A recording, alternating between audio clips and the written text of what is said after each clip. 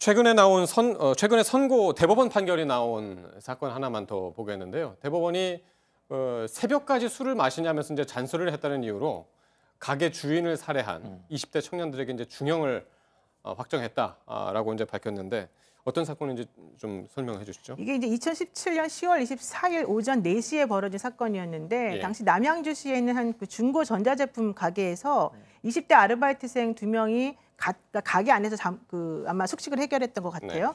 거기에서 새벽까지 술을 마시고 있는 거예요. 그러니까 떠들면서 술을 마시니까 주인이 일어나서 내일 일해야 되는데 새벽까지 술을 마시냐라고 잔소리를 했다는 거예요. 예, 예. 그래서 얘네들이 이제 20대 청년들이었는데 화가 나서 홧김에 전깃줄, 옆에 있던 전깃줄로 이제 교사를 해서 결과적으로는 안타까운 상황을 만들었는데 예. 그리고 난 다음에 옆에서 잠을 자고 있던 30대 아르바이트생이 또 있었대요. 그 아르바이트생과 같이 그 주인의 현금 60만 원을 훔쳐서 달아났다가 이제 붙잡힌 사건이었습니다. 2017년 그렇죠. 17년 10월 사건이었죠. 근데 예. 이게 이제 1심, 2심을 거쳐서 대법원까지 갔다가 이번에 선고가 난 건데 예. 그 선고의 결과가 20년 또 25년 이렇게 각각 선고가 됐습니다. 선고 이유는 뭐라고 밝히고 있습니까, 대법원이?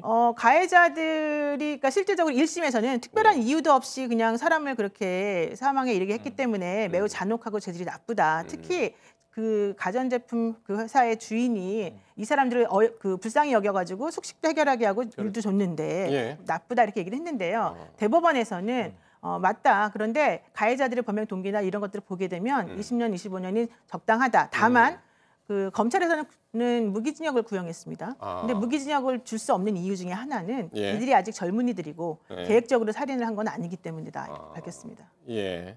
어쨌든 이제 원심을 존중하고 그렇죠. 대법원이 예, 1심, 2심과 마찬가지로 같습니다. 예, 판결을 했는데 근데 이렇게 가게 주인 살해하고 이제 도망갈 때 2명이 아니라 아까 3명이었죠. 3명이 네네. 있었고 그때 그래서 어떤 기사가 있으면 3인조 범행이라고 나왔었어요. 3인조처럼 보이는 게 오토바이 예. 2대를 나눠 타고 같이 달아난 거예요. 그랬다가 이제 전북 전주에서 붙잡힌 거예요. 예. 그리고 공범처럼 보일 수가 있죠. 예. 그런데 보니까 20대 2명이 살해를 한 이후에 30대는 자고 있다가 일어나서 예. 상황 파악을 하고 예. 신고를 했거나 했으면 좋았을 것을 따라서 달아난 겁니다. 그래서 공범으로 오인이 됐었는데 예. 조사 결과 밝혀진 것은 예. 도피를 도운 죄는 있죠. 함께 달아났으니까. 예. 하지만 살인에는 관여하지 않았다. 이렇게 이제 판단을 해서 예. 이 징역은 6개월이고요. 집행유예 2년을 선고받아서 이게 구속되지는 않았습니다.